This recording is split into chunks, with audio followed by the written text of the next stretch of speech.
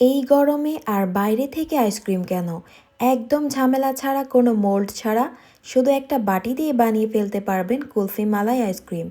ঘরের উপকরণ, একদম স্বাস্থ্যকর আর টেস্টি। একবার ট্রাই করলে বারবার বানাতে মন চাইবে। তো চলুন শুরু করা যাক। প্রথমে একটি পাত্রের মধ্যে আমি নিয়ে নিচ্ছি 1 কেজি পরিমাণ গরুর দুধ। দুধটা আমি জাল করে কিছুটা ঘন করে নেব। এইদিকে কুলফির একটি বাদামের মিক্সার বানাবো।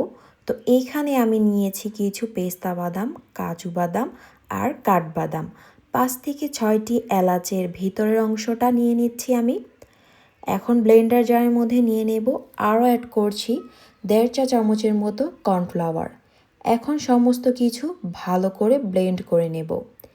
এই কুলফি আইসক্রিমের বাদামের মিশ্রণটা বেশি করে বানিয়ে সংরক্ষণ করে রাখতে পারেন ফ্রিজের নরমালে। যখন খেতে ইচ্ছে করবে বানিয়ে নিতে পারবেন।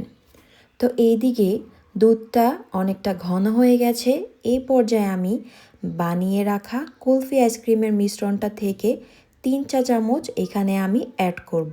আর সাথে সাথে নেড়ে মিক্স করব, না হলে দলা পেকে যাবে। এখন দেব চিনি, মিষ্টিটা যার যার পছন্দ মতো, আর 1/4 কাপের মতো গুঁড়া দুধ। আর গুঁড়া দুধটা দেওয়ার পরও আমি সাথে সাথে নেড়ে দেব, না হলে কিন্তু এটা দলা পেকে যাবে। এখানে আমি দিয়েছি 1 চিমটি পরিমাণ জাফরান। এটা সম্পূর্ণ অপশনাল, যদি হাতের কাছে থাকে দেওয়ার চেষ্টা করবেন, সুন্দর একটা ফ্লেভার আসে। আমি আরও কিছুক্ষণ জাল করে মিশ্রণটা আরও ঘন করে নেব। আর সাইডে যে মালাইটা লেগে থাকে ওইটা খুরচুন দিয়ে ঘেঁষে দুধের সাথে মিক্স করে দেব। পুরো সময়টা এই কাজটা করতে হবে, এতে করে আইসক্রিমটা খুবই ক্রিমি আর মজার হয়। এই পর্যায়ে নামিয়ে ঠান্ডা করে নেব। এটা ঠান্ডা হওয়ার পর কিন্তু আরও ঘন হয়। এখন একটি প্লাস্টিকের বাটিতে আইসক্রিমের মিশ্রণটা ঢেলে উপরে সামান্য বাদাম কুচি দিয়ে গার্নিশ করব। এটা চাইলে নাও করতে পারেন। আমি 2টি কফির 1 টাইম কাপের মধ্যেও দিয়ে দিচ্ছি, আর উপরে ফয়েল পেপার দিয়ে এটা ঢেকে দিচ্ছি।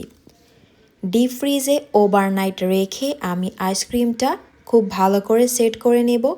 এই পর্যায়ে দেখুন আইসক্রিমটা কতটা ক্রিমি হয়েছে, আর এটার টেস্টও হয়েছে দোকানের কেনা কুলফি থেকে অনেক ভালো। আর হেলদি তো বটেই। বাচ্চাদের এইভাবে আপনারা বাসায় বানিয়ে দিতে পারবেন কুলফি মালাই আইসক্রিম। আশা করি আজকের রেসিপিটি সবার ভালো লেগেছে। ধন্যবাদ।